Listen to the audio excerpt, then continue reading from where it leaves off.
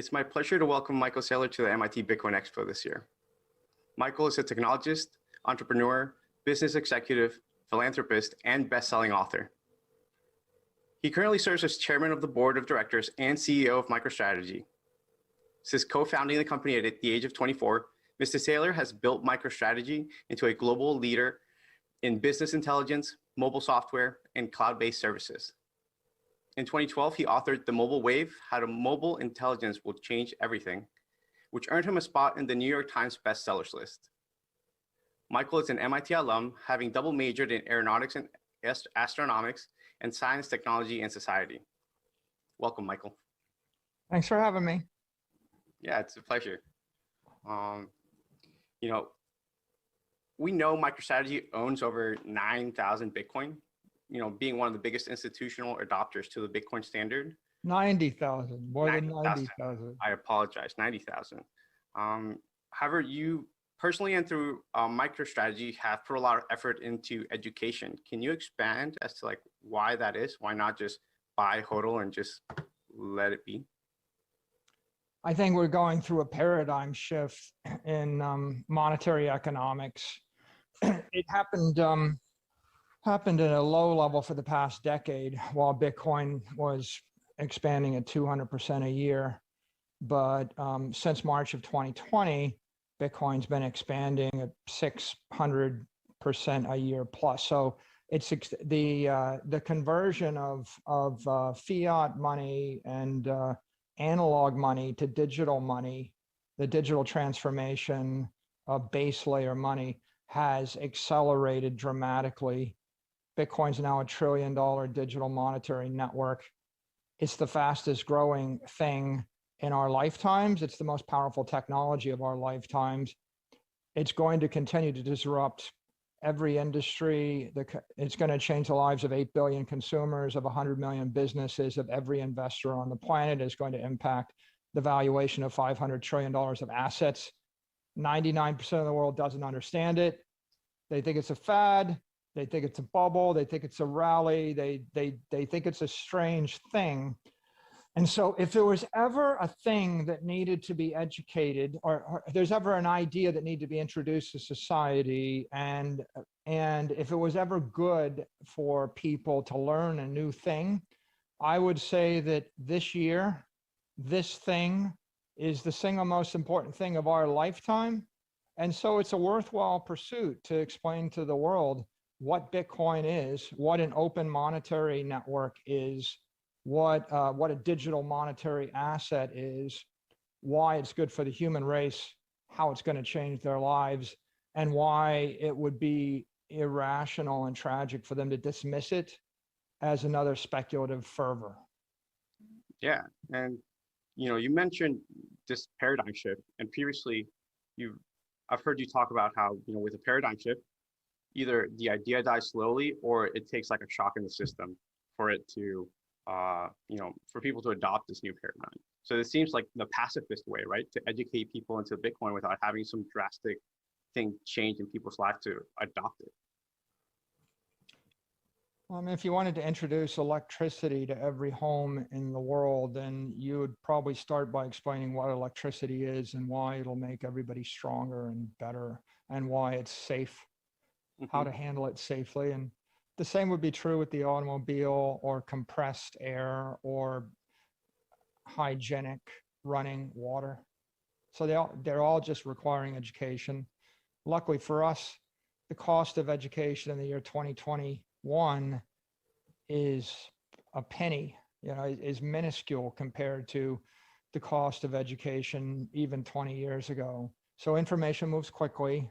This is an idea whose time has come, but it's a new idea, a sophisticated idea, and it's going to be much rougher and more turbulent in its adjustment if people don't get their heads around what it is and how they should manage it. I think to that note, I've heard some people kind of refer to how if you like Bitcoin, you're not patriotic, because it doesn't allow for the United States to, use the petrodollar system to do what it wants to do geopolitically. But I think for a lot of things you've just mentioned, I was wondering if you could expand on like maybe how Bitcoin is actually patriotic and not unpatriotic to be holding and to be a part of.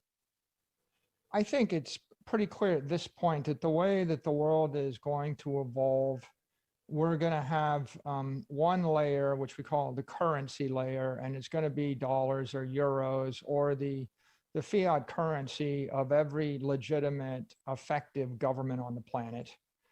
And there's going to be an underlying layer, a store of value layer called the asset layer.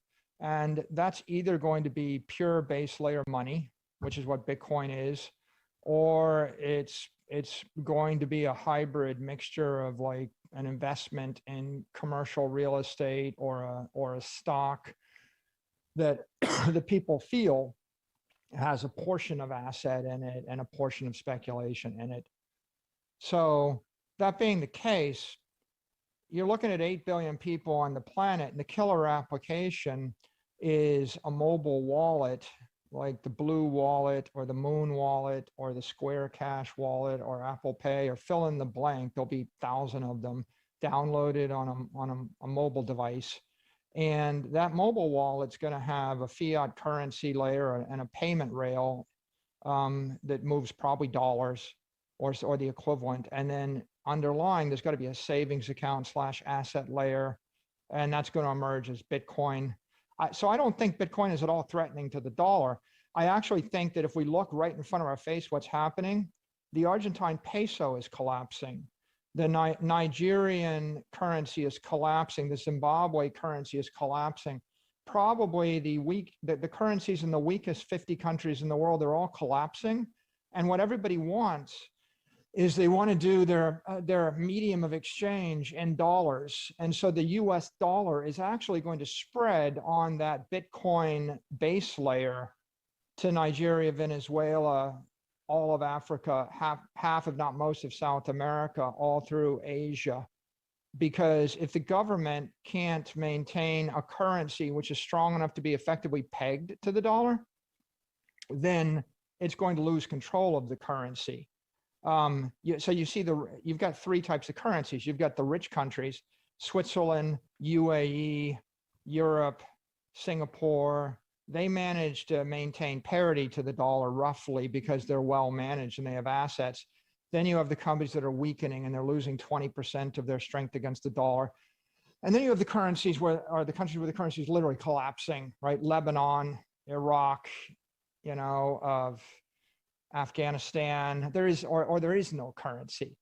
So if you're interested in doing the best thing for the world, what you want to do is deploy this open monetary wallet with the Bitcoin as a base layer asset protocol, and then with a stable coin rail, which is probably the US dollar, because if you're going to go to a currency other than your local currency, you might as well just go right to the one that's 90% of the world. That's what you'll see. You're either going to do that on a proprietary network like Square Cash or PayPal, like with compliant payment rails, or you're going to do it on an open network that's probably Lightning based, and it'll be open protocol because, maybe Square's not operating in Zimbabwe, right? But if the Zimbabwe currency hyperinflates to 1 billion Zimbabwe, buys you less than a cup of coffee, it's pretty obvious you can't use that one. Mm-hmm. And so what are you going to use? You're going to basically flip it for the dollar. What we're seeing is Bitcoin as an open monetary protocol is making it possible for 100,000 Bitcoin banks to spin up in cyberspace. They're all going to settle with each other on the Bitcoin protocol. They're all going to do payment, billions of transactions and payments and other trust transactions on Lightning rails or other proprietary rails, settle with each other at a slower frequency. And this is the way that the best technology spreads to all 8 billion people. So coming back to the question of, is this good for the US? Well, it's good for the US dollar because the US dollar is going to become the medium of exchange for the next 3 billion people on the planet that currently are struggling to use the Zimbabwe, whatever it is, right? Or the Bolivar, right? Mm-hmm. So you'll see the US dollar moving on that Bitcoin base layer. It's also good for the US because the mobile wallet's coming to everybody on the planet, whether we like it or not. And if it doesn't sit on Bitcoin controlled and owned by American investors and American companies running on American technology, spreading American values, spreading the US dollar, it's going to sit on the Chinese yuan. Mm-hmm. Right? What happens if you don't want to spread the dollar to 5 billion people for daily payments? What are they going to use?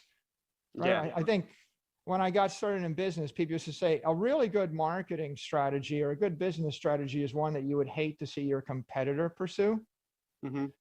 So either US technology and fintech is going to be built on top of 21st century crypto asset network Bitcoin, or we're not.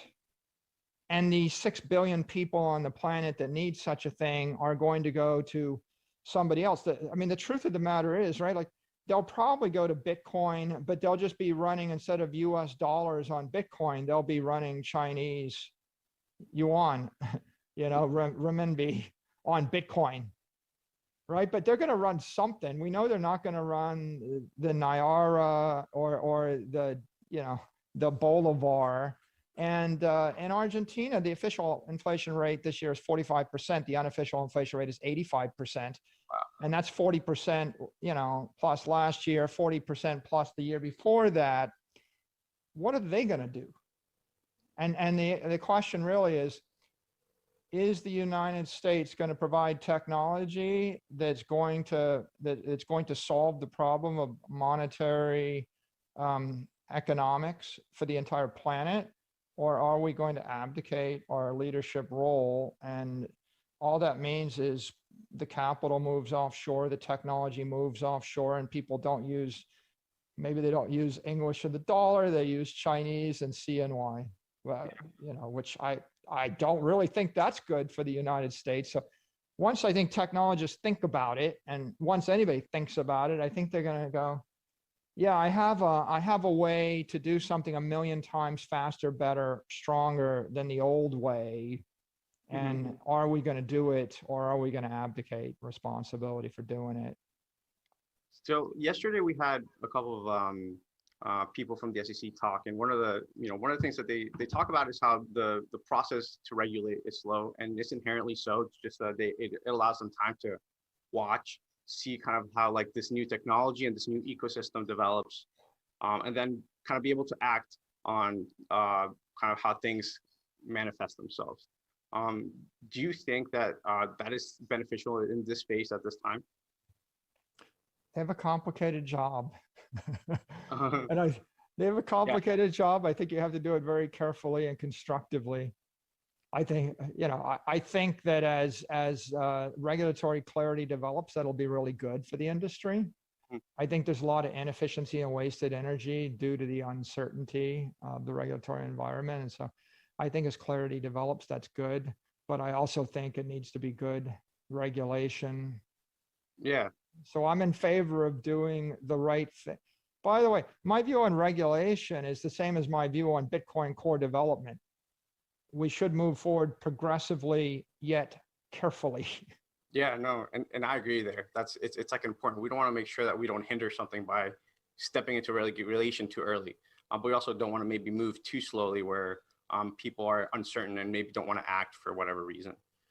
I have another question for you. I think it's appropriate because we're at the MIT Bitcoin Expo, but I heard you reference Bitcoin as it is a technically thermodynamically superior as an asset. It's a technically thermodynamically superior asset. And so I was wondering if you could maybe expand on like what you mean by that. Because to someone that hasn't heard about Bitcoin and is just learning, they would just hear that and be like, what does he mean? I mean, the basic principle of thermodynamics is a closed system or an adiabatic system is closed to matter coming or leaving. And if I have a closed system or an adiabatic system, I can solve for the problem. And if I don't have a closed system, if I keep introducing mass in the system, I can't solve the problem. So an example of a thermodynamically sound swimming pool would be one without a leak. And if you have a leak and you wait a day and you jump into a swimming pool, you're going to break your neck. And an example of a sound fuselage in an airplane is one without a leak. And if you have a leak, when you get to altitude, the air gets sucked out and everybody suffocates and the plane crashes, right? And in a monetary system, if you have a monetary system, you need two things. You need a monetary asset, which is fixed, closed asset if it's going to be mathematically proper. And then you need a monetary network to move the asset around, to change the ownership of the asset. So if I created a compressed air system, right, a good one would be the balloon without the leak. Yeah. And the bad one would be the balloon with the leak. Yeah. Okay. So if we look at all the other monetary systems, so we try gold. The problem with gold is it's got a 2.5% leak per year in it, which means it's got a half-life of 30 years, which means the energy is bleeding out of the system constantly. And there's a big difference between a half-life of 30 years and a half-life of infinity. Like in one case, you live forever, right? 1,000,000 years. Mm-hmm. Right? Like I shine a flashlight in outer space or a laser beam and it goes forever. And the other case, it goes for 30 feet. So not only is it a superior idea to have an asset which is capped at 21 million, it makes it mathematically proper, right? The 21 is equal to 21 and it'll be equal to 21. And that makes it adiabatic and solvable in a closed system, right? I mean, the fundamental principle, right, in aeronautics is, every single thing starts with, well, assume an adiabatic system and then ... you can do something. And, what if we assume not an adiabatic system? Well, that's a beautiful airplane and wind shear smashes it to a pulp in 1 second because wind shear, because of one, and what's the equivalent of wind shear? It's like a politician printed 10x more money, like wind shear in Zimbabwe or in Venezuela. You just saw it. Right now, why is Bitcoin special? Because it's the first effective worldwide asset network. You can build a crypto asset network that is not thermodynamically sound. If Dogecoin has 100 billion Doge, right? Like, and you keep adding it. So if I keep adding more tokens, that's not sound. The protocol could be wrong. And on the other hand, in the absence of Bitcoin, people chase to another asset network. So we just saw, a massive $10 billion wipeout last week with Archegos because you had someone shorting Viacom stock, but Viacom stock is not a closed system. It works fine unless the CEO of Viacom wakes up and says, my stock is overvalued. I have a fiduciary obligation to sell stock. And so Bill Wong had, 50 billion in leverage on an assumption that the share count of Viacom wasn't going to change. When the CEO of Viacom decided to issue $3 billion worth of stock, he diluted it. That was the pin in the balloon. Everything collapsed. The entire capital structure of the leverage trade collapsed and $10 billion, $20 billion got wiped out. Why? Because stocks aren't closed systems, nor is debt, right? If you buy up all the debt of New York City and you drive the price to infinity and you tell all your friends on Reddit to buy all the New York City debt, the mayor of New York might just go ahead and issue another $20 billion worth of debt. Just like people say, oh, GameStop, they should issue stock. Well, this is a news flash. Don't short a system which isn't the closed system. Yeah. Right. And that means the problem is real estate. If you're buying apartments in Manhattan, they can build another building next to you and put more apartments on the market. With debt, the government if you buy up all the government debt, they can issue more debt. And that doesn't work for you. And if you buy equity, they can issue more equity. If you buy gold, when the price goes up, they will mine more gold. And so we've got $500 trillion worth of assets that are being used as a store of value. They're all defective, Daniel. And they're all thermodynamically defective. But if you don't like the word thermodynamics, because that seems like a big word and adiabatic is just for aeronautical engineers, I have another, we can just go back and say, we can use Newtonian mathematics and say, because arithmetic, right? Because you could also look at Principia Mathematica and say, well, I'm just going to design an asset based on the principles of mathematics. Well, how does that work? Well, I issue 21 million units in my bank, and we just agree that for all of eternity, they're not going to be more than 21 million units. And so if you and all of your friends decide to buy up all the units, and if you all agree that you're not going to sell the units, then you have a hard point to stand on, and you don't have to worry about the CEO of Bitcoin issuing another 21 million units and diluting you out with a rug pull. I think I'll end this little soliloquy with Archimedes. Archimedes said, give me a lever long enough and a fulcrum upon which to place it, and I can move the world. And all the non-engineers and non-physicists, they think that quote would sound a lot better if we shortened it to, give me a lever long enough and I can move the world. But it doesn't work unless you have the fulcrum. The fulcrum is the point at which I can put 1 million pounds of force, and the fulcrum has to be able to support 1 million pounds of force to move something on the other end that weighs 1 million pounds. Yeah, definitely. Right? And once you understand that idea, I need a fulcrum. What does that mean? I need something that's not going to move in the universe. What's the most stable thing in the economic universe today? And the answer is Bitcoin. If I have $1 trillion monetary network, it's like a gyroscope spinning so fast, right? Intuitively, $1 trillion of energy is more than $1 million of energy or $1 of energy. I can muscle around $1 or $1 million or $1 billion or 10 billion. It's hard to muscle $1 trillion. Now, can I actually put $100 trillion of leverage on $1 trillion network? Probably not. Like, I would not advise that you go and borrow $100 trillion and buy Bitcoin to drive the price up, to pull yourself by your bootstraps. You can't do that. But can you borrow $1 billion of leverage and buy Bitcoin? Yeah, I did that. You can do that. And as the liquidity of Bitcoin grows, as it goes from a billion a day to 2 billion a day to 4 billion a day to 8 billion a day to 16 billion a day to 32 billion a day, you'll be able to get more leverage on that fulcrum, and you can literally move the world. Yeah, no, that's a really good way of putting it. I think one last thing I want to talk about, and that is, with MicroStrategy, you guys had that conference that really focused on businesses, and there's rightfully so, the institutional adoption is very important for Bitcoin. I was wondering if then for the people that don't have a business, or maybe don't think in the scale of a business, if you could maybe just talk about the different perspective between acquiring Bitcoin for your business fiduciary duties and acquiring Bitcoin for your personal fiduciary duties.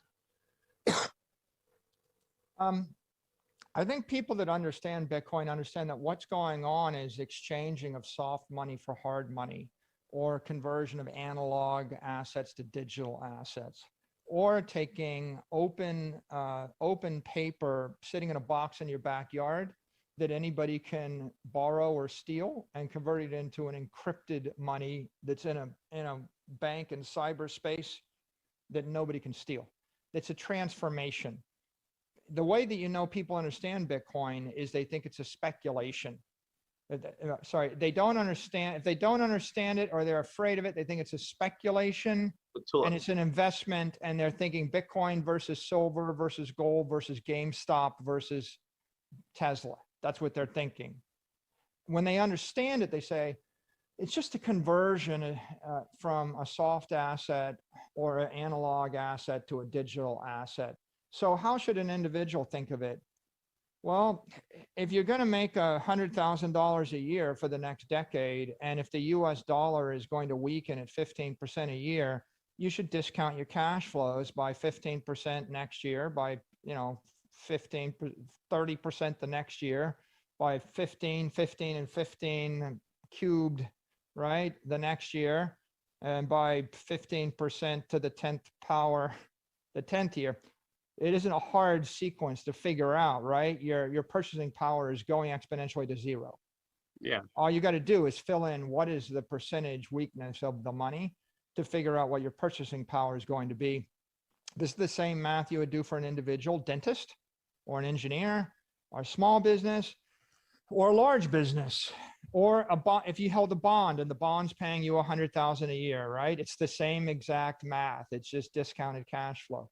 Once you figure that out, then the question is, what are the consequences of me continuing to work in the US dollar? The answer is you have to basically grow your salary faster than the rate at which the currency collapses.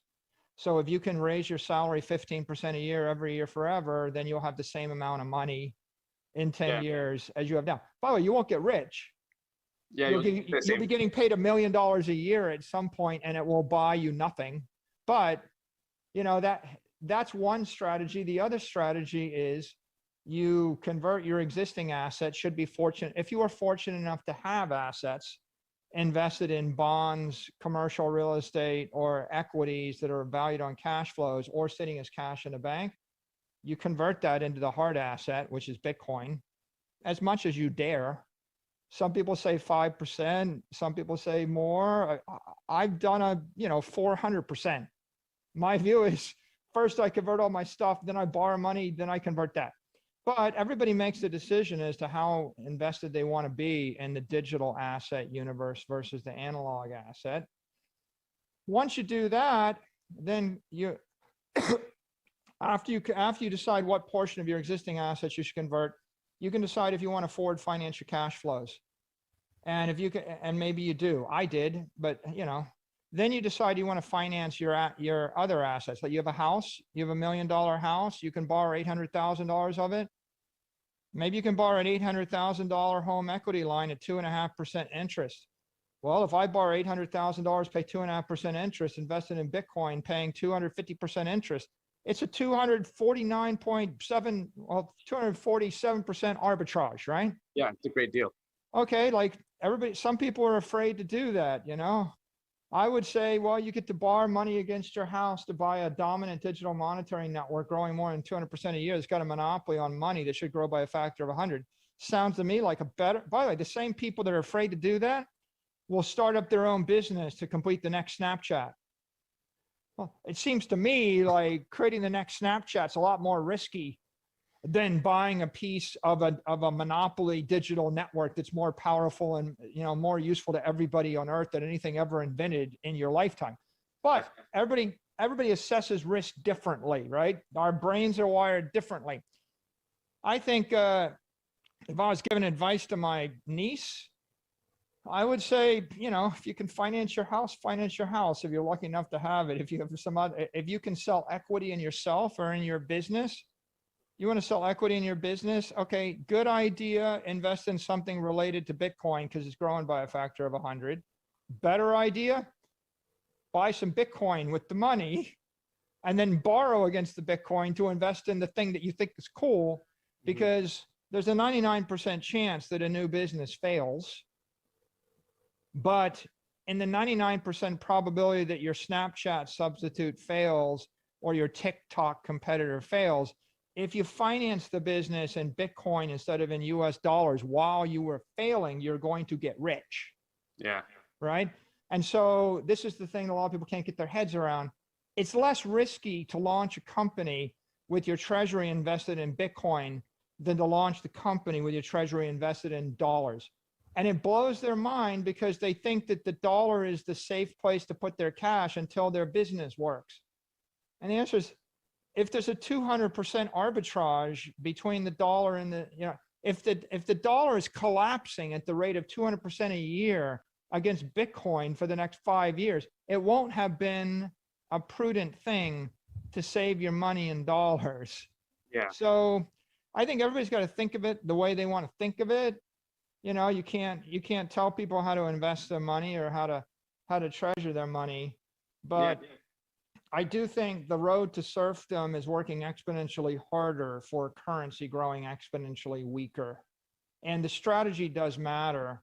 If I drop you, Daniel, in the middle of Argentina or Zimbabwe or Venezuela for a decade ago, and I said, go at it and create whatever, do whatever you want. And you can, let's say you're the best person in the entire country, the smartest person in the country, and you have the best idea in the entire country. Can you come up with an idea that's better than convert all your money back into dollars before you do that?